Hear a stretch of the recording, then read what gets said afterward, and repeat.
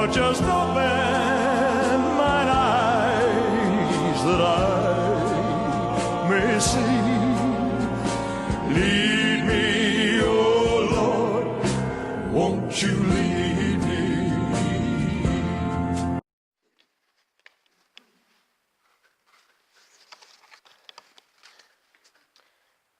Who has ever put together flat-pack furniture?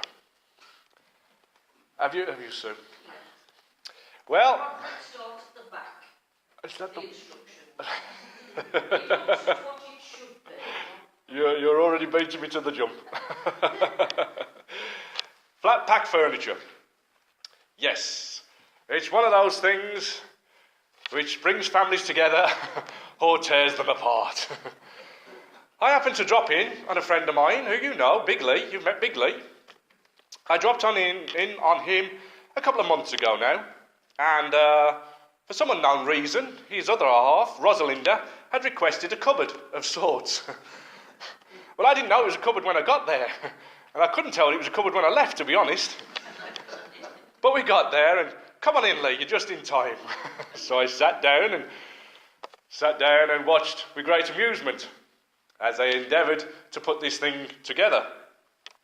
Now, as Sue has rightly said, the instructions is the best way to start. But oh no.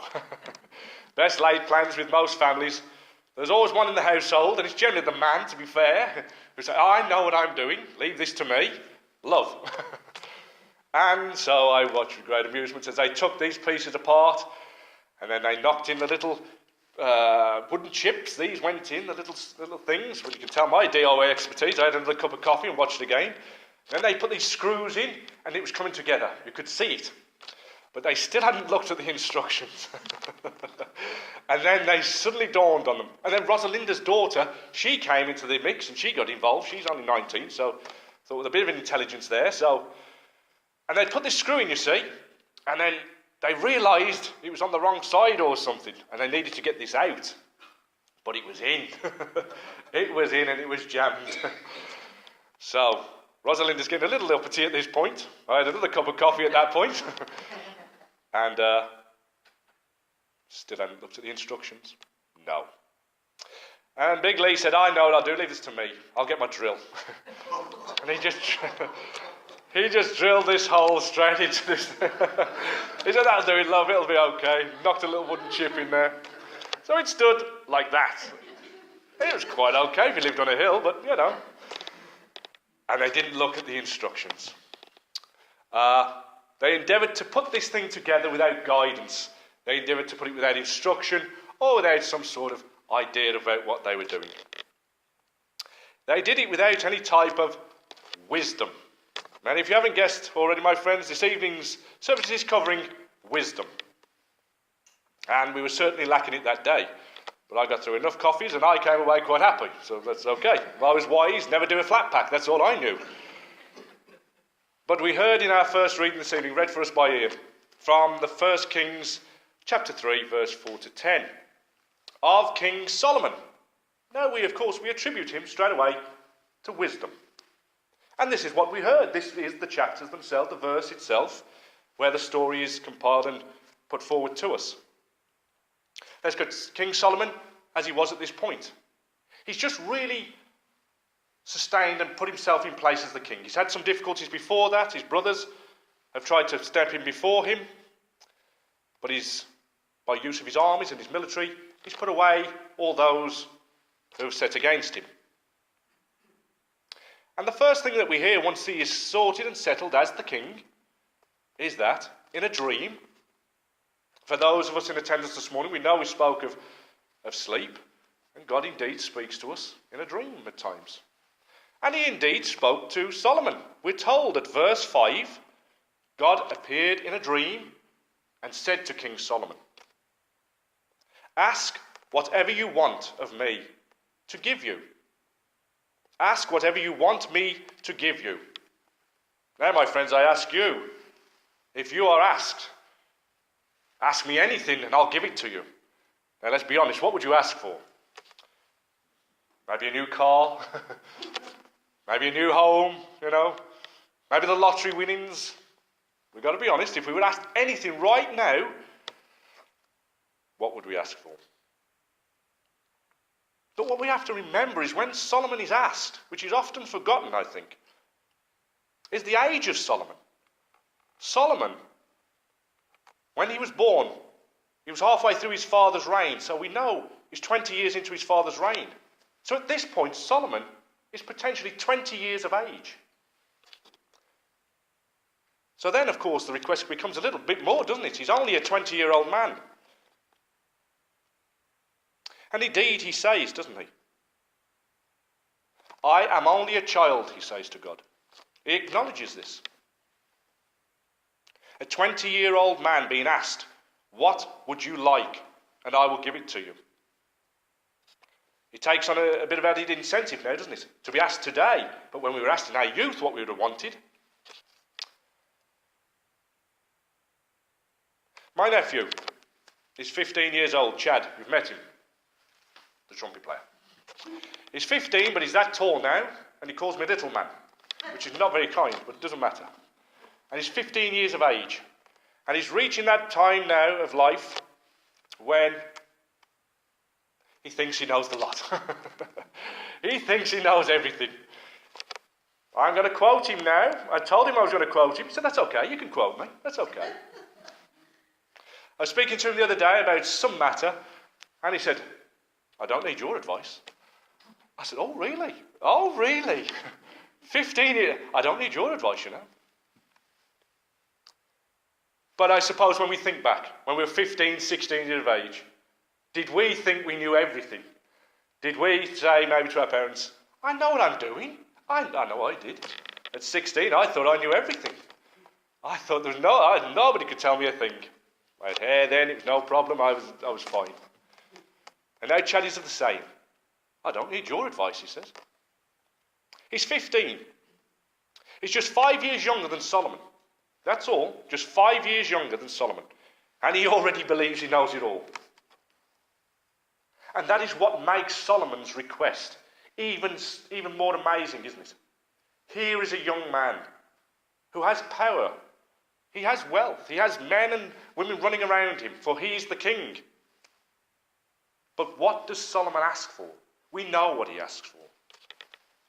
He asks God to give him a discerning heart, an understanding heart. He asks for wisdom. The very fact that this young man asks for wisdom is amazing in itself. So wisdom, how is it defined? Well, it's defined as a practical discernment. It helps us to discern between right and wrong, maybe. The definition also says that wisdom is made up of three qualities. To have wisdom as a whole, we need the three qualities. We need experience, we need knowledge, and we need good judgment. Three together, wisdom we have. So let's take a look first at the first one then. Experience. For us to have wisdom, we must have experience. To have experience, I would suggest, my friends, is what we require, what Solomon had, first and foremost, as a 20-year-old man who had power and wealth at his hands and at his beck and call. He had humility. First and foremost, he had humility. He was humble enough to know of his own deficiency. He acknowledged his inexperience as a 20-year-old man, and he begs that God grants him understanding. When you were 20, my friends, experience, we'd had a little bit, but not a great amount, had we? Chad now at 15 thinks he knows a lot. He's lived 15 years. He's got a long way to go. A lot of experiences to live through. But it is true, isn't it? With experience, we gather wisdom of life. We experience good times, we experience bad times, but it makes us all the better. It gives us wisdom. And this, in his humility, by the grace of God, Solomon appreciates and knows this.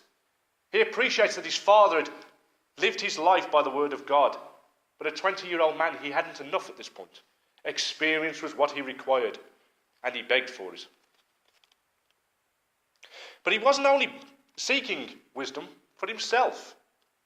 We heard he sought wisdom from God so that he may govern and judge the people. Not himself, the people. Solomon, as we know, went on to be the author of quite a few books within the Bible.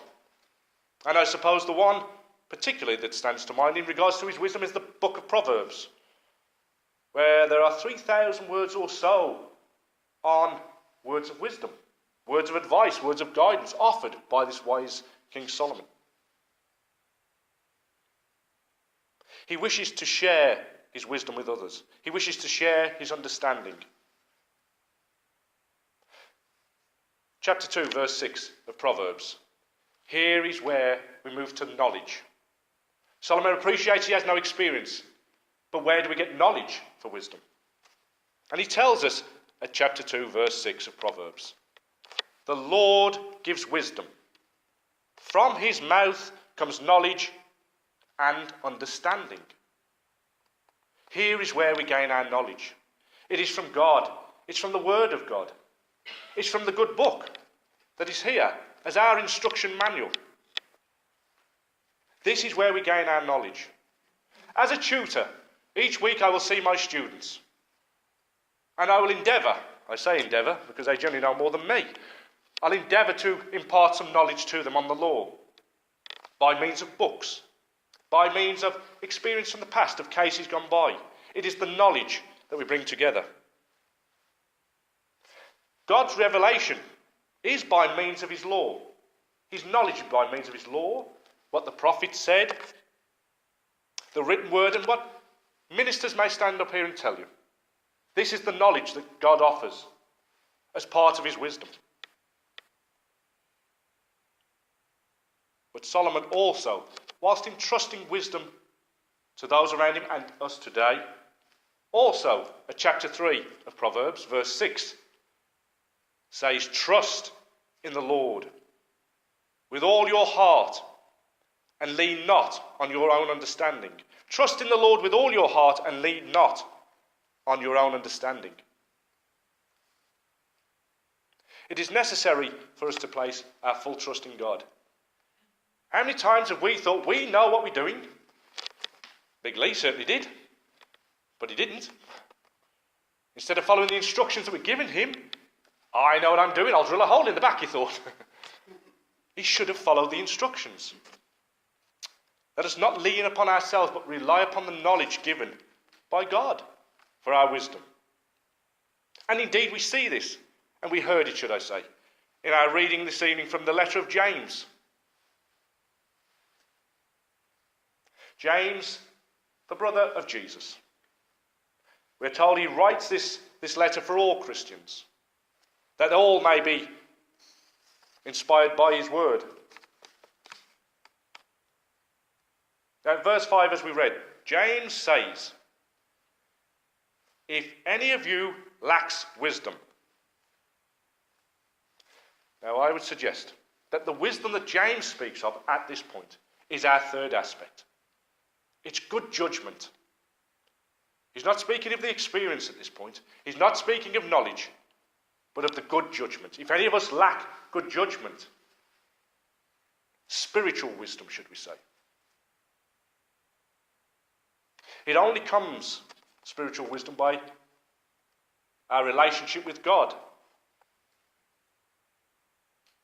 Only by seeking this from God will we be granted the spiritual wisdom which James speaks of.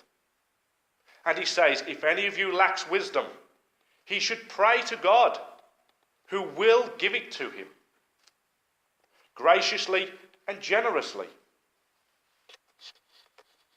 For by our relationship with God, he's more than happy, isn't he, to pour it out, to give it liberally.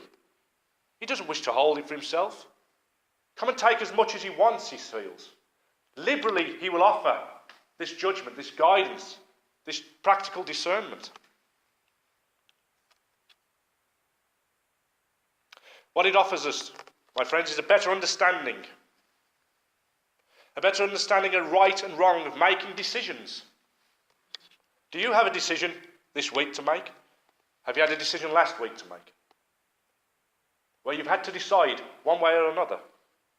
If you haven't recently, you will, or you have in the past. To receive this liberal, abundant love of God, it's only by our wholehearted, unequivocal belief in God. For James tells us, but when you pray, you must believe, and no doubt at all. Whoever doubts is like a wave in the sea that is driven and blown about by the wind. We must believe that God will guide us. We must believe that he will offer us the wisdom when we request it. If you go, God forbid that you should need to this week, if you go to the doctors and you ask the doctor for an ailment and he offers you some advice and a diagnosis and some medication, will you walk away and say, oh, forget that. I'll go get some paracetamol instead? We don't, do we? If the doctor says to us, this is what you should do, we believe them. We follow their advice. Anybody who can offer us advice at any point, we will listen to them. We don't just backtrack and turn the other way. And James drives home for us. Without the faith, without the belief, we will be just tossing around in the sea. Wisdom is experience, it is knowledge, and it's good judgment. Solomon at his young age asked for this and was granted it. It pleased God to give it to him.